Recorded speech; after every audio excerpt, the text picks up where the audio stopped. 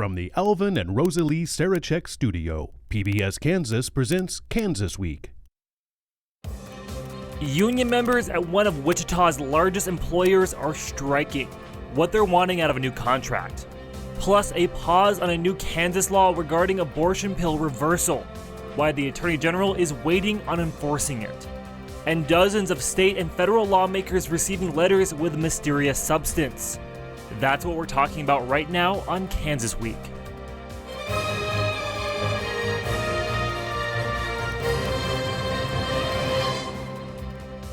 And welcome to Kansas Week. I'm your host, Jackson Overstreet. Approximately 100 state lawmakers and public officials received a scare when letters with a mysterious powder showed up in their mail last week. What lawmakers who received them have to say about this.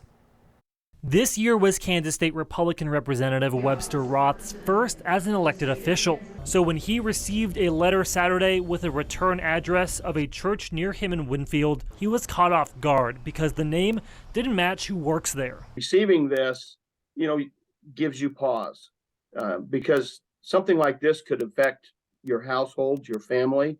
Roth was one of approximately 100 state lawmakers and public officials who the Kansas Bureau of Investigation say received envelopes with a letter and white powder inside last Friday and over the weekend. As I understand it, only Republicans are the ones that have received these letters. I haven't heard from a single one of our Democrat colleagues that received this. The KBI says initial tests on the powder have come back presumptive negative for any sort of biological substance. Now, while the KBI is still figuring out who did this, lawmakers say they feel targeted. No public official should ever be threatened for a vote they make. They should never have their families threatened for a vote they should make. Things like this are why it's hard to find good people to run for public office in this state and this country. But despite the threat, legislators we spoke with say they won't be intimidated to change how they vote. We can be passionate, we can be intense, but never has violence, threats, death threats or anything like that done anything to change my mind or any of my colleagues. This is completely unacceptable, and it is a form of terrorism in my opinion.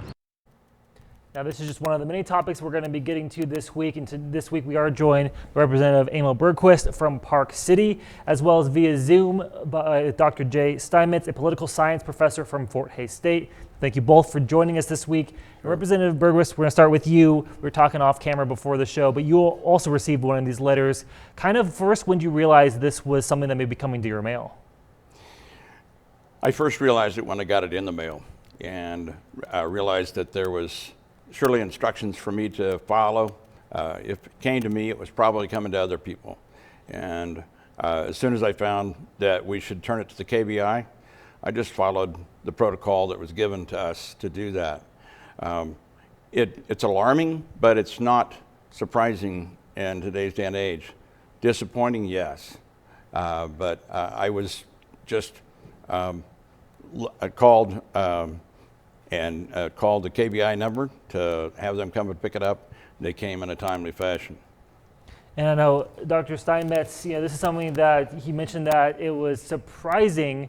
Well, not surprising necessarily that these were sent out. Can I talk a little bit about this increased polarization that we're seeing, especially as it kind of trickles down to the state levels and the local levels with politicians? Yeah, obviously, it's unacceptable.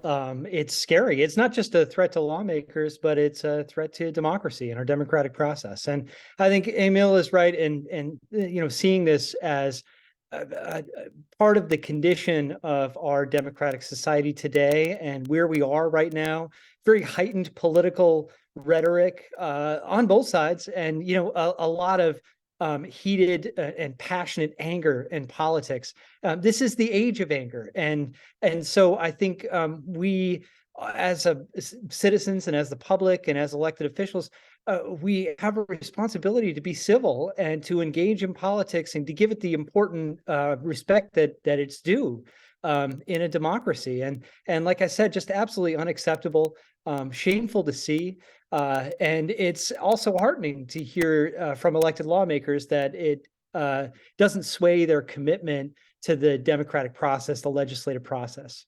And that kind of leads into a question for you, Representative. You heard from some of your fellow Republican lawmakers there, while this is something that was scary for them, it's not going to sway how they vote. I'm sure it's a similar sentiment for you.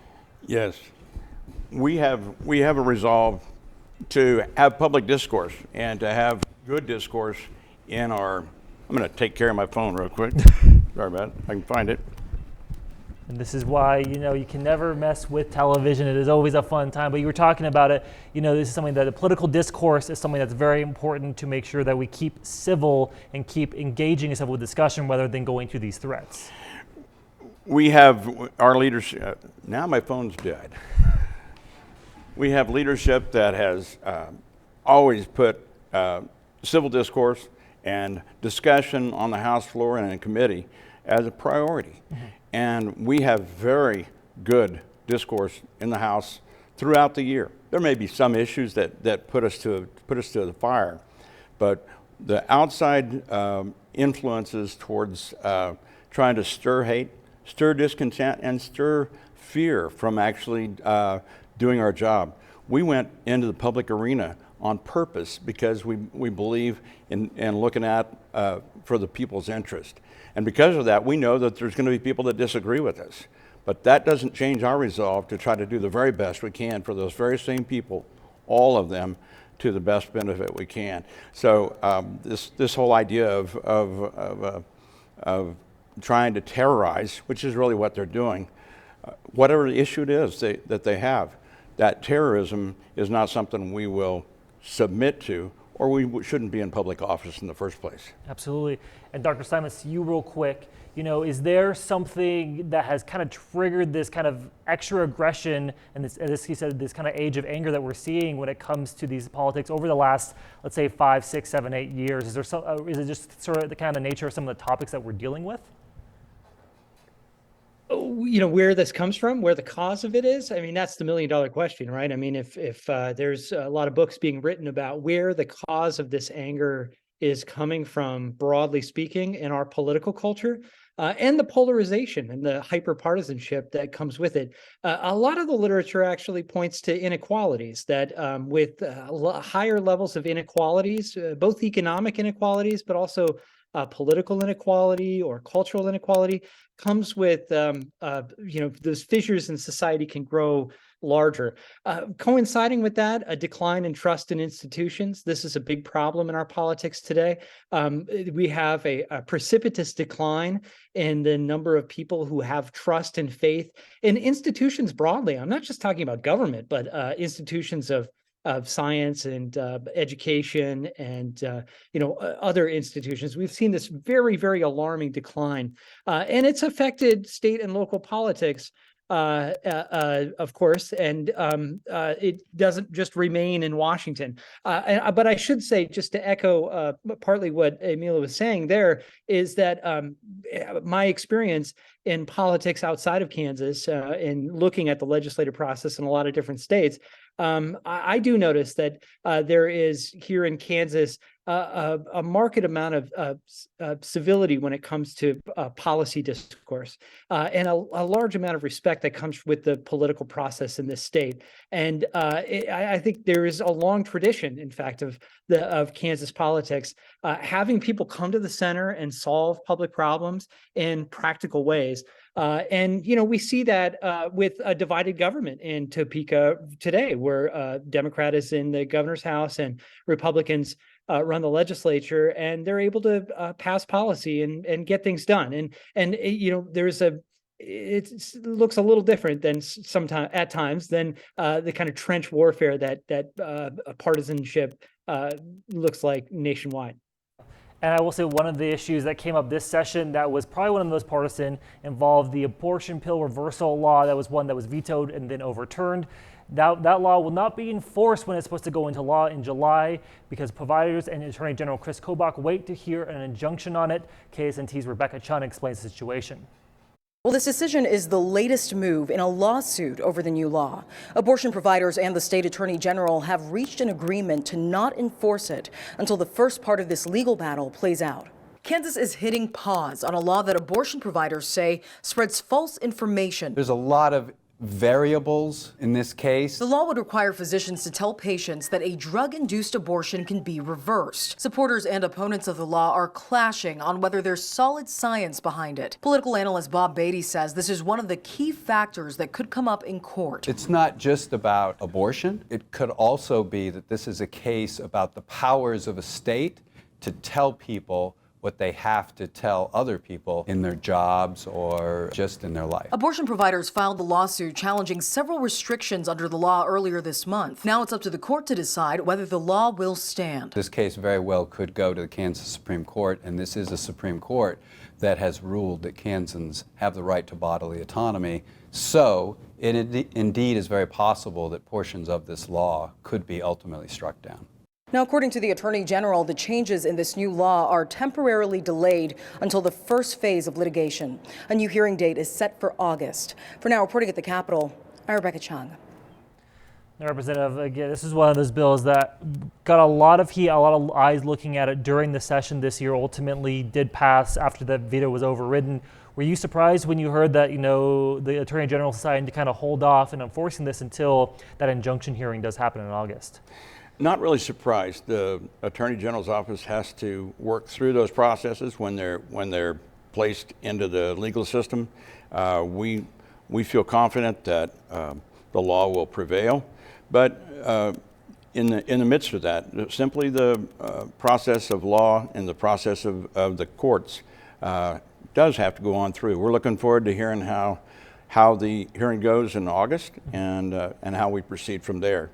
I think it's important to note that the law does not provide for requiring anybody to take a pill, take a reversal. It does not guarantee any reversal. It is not interfering in the ability for a woman to choose. It simply gives her an option of a possibility. And Dr. Steinmetz, we have seen a lot in the last year or so going back to the value them both vote, and throughout the session, abortion politics have really been kind of a focus here in Kansas. And so do you expect, this legislation and kind of this kind of topic of abortion to continue to be one that is center in the state as we kind of move on from value them both last year? Oh, yeah, certainly. I mean, abortion politics is going to be more salient now than prior Roe era, I think, in many ways. It depends on how it's framed and what kind of policies are advanced that deal with the issue on both sides of the ledger. And, what we're seeing in Kansas, I think, which maybe isn't unique, but is important to identify, is that the abortion issue has been, I would say, somewhat successfully framed through the issue of individual rights and government regulation. And I think that's one of the reasons why the constitutional no vote went almost 60%, no, on that, the vote for the constitutional amendment regarding abortion, in a very pro-life state.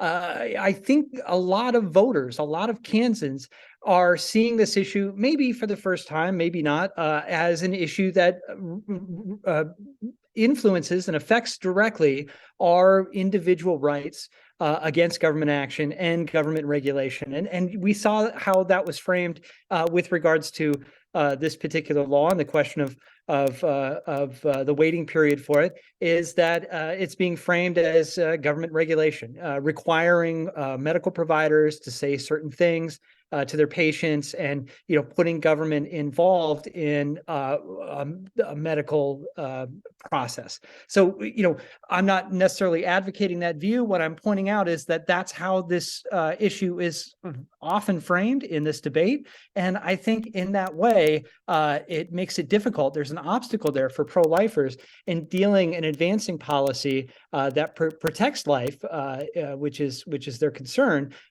in that way, with that framing and that conversation in play. Absolutely. And one of the issues that maybe was a little less talked about but did take center stage in the State House this year was water rights. And that is also at the center of a fight brewing in central Kansas for the cities of Hayes and Russell. KSN's Mally Jones breaks down the situation for us. The Russell City manager tells me the main purpose for pursuing the ranch is because Russell and Hayes don't have sustainable water resources. An attorney for Edwards County and WaterPack say their biggest concern is the amount of water they want. 20 years after buying the R9 ranch in Edwards County, Hayes and Russell decided it was time to utilize the resource. Russell and Hayes are one of the few communities that don't sit over an aquifer like the Ogallala Aquifer or next to a reservoir or a river like in eastern Kansas. So we've taken every opportunity to look for water sources. We think this is the best option for our customers. Our water supplies are inadequate during times of drought, and during significant droughts they are wholly inadequate.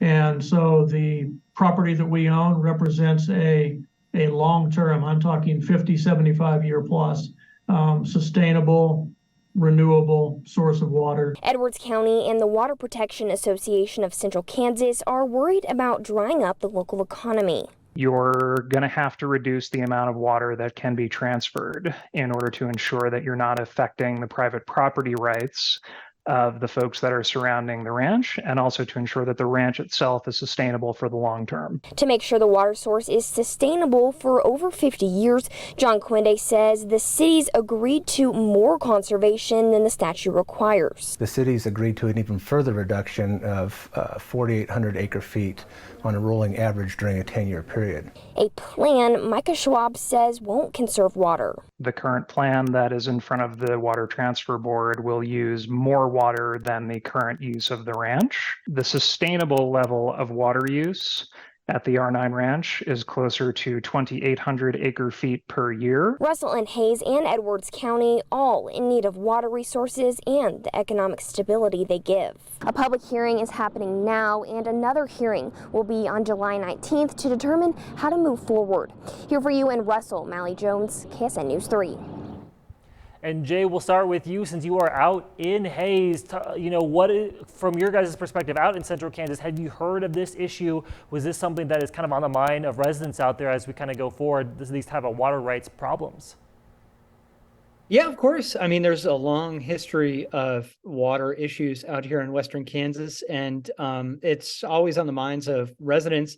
I think it will increasingly be so. I really do think that we may not be headed for the water wars quite yet in Western Kansas, but we'll see more of these legal disputes and alternatives and questions and policy issues arise with regards to water. I think that the way this debate is happening right now is really about the margins, right? It's about the quantity, the actual amount.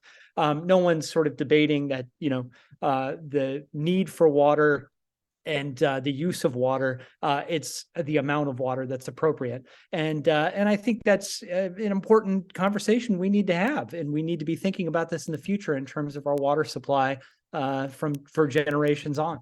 Absolutely. And Representative Bergquist, this was something that I know you all talked a lot about during the session, passed some pretty important legislation. Is this something the State House is kind of looking at as one of the bigger issues over the next 5, 10, 15 years? It certainly is. I'm very proud of the leadership for establishing the water committees in both the House and the Senate for the long-term study. Great measures were taken to put a plan of action, a study plan of action established this year. The local government, state or city and counties have a long-term responsibility for their people to establish safety, health, and one of those major items is to make sure that they help to plan ahead for 40, 50, 60 years. And I admire these cities for actually moving forward years ago towards starting this plan into action. So I look forward to seeing how that negotiation goes on for them and how it affects the ongoing discussions of the state and committee. These people that are on the water committee are excited to be a part of it because they're actually in an action kind of a mode to make the difference for the Ogallala for the aqueous beds and for places that hardly have any water at all. Absolutely, and I'm sure you are learning a lot from the local governments as local governments are learning a lot from you. Now, one of the other biggest issues that have happened this week is the Machinists Union at Spirit Aerosystems here in Wichita rejected a new contract and voted to strike. Cake's Stephanie Minichi tells us why and what comes next. The contract sucks and we need a new one. Strike, strike, strike! These are the sentiments a day after a majority of Spirit Aerosystems machinists rejected the new proposed contract. According to union president, they are hoping to find resolution by midnight on Saturday, June 24th. Next steps are to get back to the table as soon as possible and get a deal struck for the membership that they're going to agree with. Workers are not accepting the new contract for many reasons. They're mandating Sundays, but if we don't work, they're going to take it out of our vacation and sick leave time. That's not right. Beard says they had more than 5,000 surveys from members and health care was their number one concern. He says the company plans to take away coverage on hundreds of medications, one that hits close to home for him. Diabetic supplies, my son is type 1 diabetic, he's 14 years old, by, nothing of his doing, but his pump, his insulin, all that's off. Beard says Spirit plans to replace the hundreds of old medications with new types. There's 13 years of no trust, and then you want us to trust that we're going to be able to get the medication to take care of our families. That's a big ask. Union leaders met today to go over the top 5 things membership feels weren't addressed. Beard says if they don't find a happy medium, they will strike at 12:01 Saturday morning. Stephanie Minichi, Cake News on your side. Now, labor leaders and Spirit have talked about, we're trying to get back to the table and resolve this, but before you were in the State House, you have a long history in the aviation industry. Just how impactful is a potential strike like this to South Central Kansas and really the entire state? Well, it affects thousands of people each time there's a strike, and there may be a reason for it, or maybe there certainly is a reason for the majority for them to do it. It's going to be a difficult impact on a lot of people beyond the companies themselves, and we look forward to them getting together and getting something worked out this weekend. Absolutely, and Dr. Steinmetz, this is something that we're seeing, especially I think post-pandemic. A lot of organized labor is really trying to use their power, whether it's someone just simply jumping to a new job for better pay, or we're seeing this labor unions trying to strike more. Has that been something that's really kind of come out of the pandemic? Is that kind of sense of a stronger, people knowing what their labor is worth now? Maybe. I'm not quite sure where the cause is, but it's certainly the case that we've seen a lot of labor activity and a lot more success from organized labor in our recent policy years than in, say, the past maybe 3 decades or so. I think it's also a product of inflation and a product of rising prices. Rising wages correspond to rising prices, and I think that's partly what we're seeing. We're seeing a shrunken labor pool, and we're seeing advances in benefits and in salaries across the board. And so that's part of the economic equation that's taking place right now. Some of that, some of the economic issues that are happening, I know there's a lot of discontent and there's a lot of bad news, but some of these things can be regarded as quite good news. We've had wage stagnation in the American economy for decades. Especially blue-collar workers, manufacturing jobs, big union jobs. Wages have, really, especially when adjusted to inflation, flatlined in a lot of industries. You think about the long-haul trucking industry. And, you mentioned COVID, the pandemic. One of the reasons why I think the trucker protests took off in Canada and why there was also discontent in our population here is because long-haul truckers, there's no better example of an industry that has declined in terms of wages and benefits for those workers. And as those workers become more regulated and more surveilled, I know part of the discontent was like with vaccine mandates, but they're watched and surveilled in their job and controlled in ways that are obviously very different from the industry 30 or 40 years ago. And yet their wages continue to flatline or decline, that's where a lot of this discontent comes from. So, I think one of the good things that we're seeing right now is that wages are moving upward across a wide variety of different industries. And I think wages was definitely one that workers told me this week was also something top of their mind. Now to our last story of the day, Kansas is one of dozens of states that have dealt with a major rise in fake mass shooting or swatting calls in the last year. So what's being done to fight this? Again, KSNT's Rebecca Chung takes a look. Only one call from this location at this time. That's video from one of several fake active shooter calls in Kansas earlier this year. These hoax calls have been pouring into schools, sending shockwaves through the community. Within minutes, there was law enforcement on scene, and they were able to start clearing the school as better information was provided to us. So we will treat all of the calls as an active shooter. Todd Stahlbaumer was one of several officers who responded to a fake call at a high school in Topeka in March. They're called swatting calls, and whether they're real or not, the response from law enforcement is the same.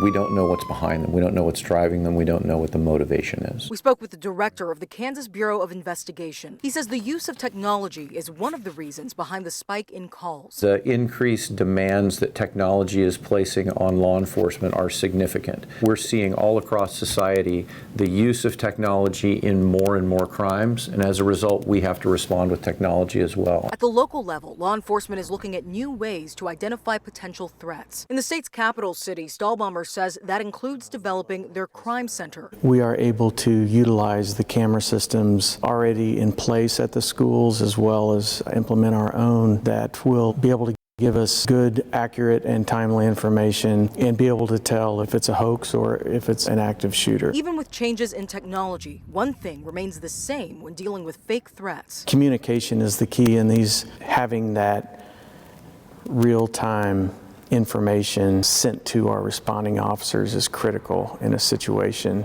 like a swatting call or an active shooter call. Reporting at the Capitol, I'm Rebecca Chung. Representative, I know you all took up a lot of these type of issues after the Andrew Finch case a few years ago. Is this something you see this next legislative session, maybe looking back at these penalties and trying to get a hand on these hoax calls? You know, getting all the tools that the KBI needs to do their job, to be able to investigate these things, and getting the penalties that our legislature can put in place and has. The criminal justice committees in both House and Senate have worked hard, and we appreciate their work. We appreciate what the KBI is doing.